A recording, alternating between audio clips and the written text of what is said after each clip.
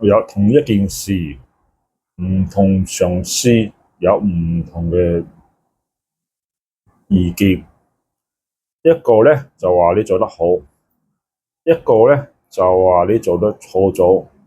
咁究竟點樣發生呢件事咧？我相信咧就兩個唔同上司嘅掌握嘅資訊咧就唔同嘅，所以咧就會出現一個話你好，一個話你差。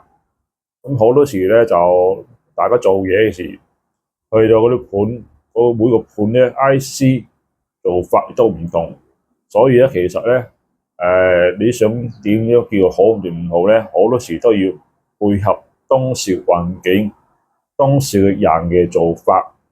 所以咧，呢冇話一個標準嘅答案。大家做咗咁耐嘢，咁要識得隨機應變，根據唔同嘅情況、唔同嘅時機、唔同嘅人物，採取唔同嘅行動。所以咧，有時咧就冇話讀咗書之後就一定跟書上嗰套知識去做。如果唔係咧，就隨時會撞板嘅。OK。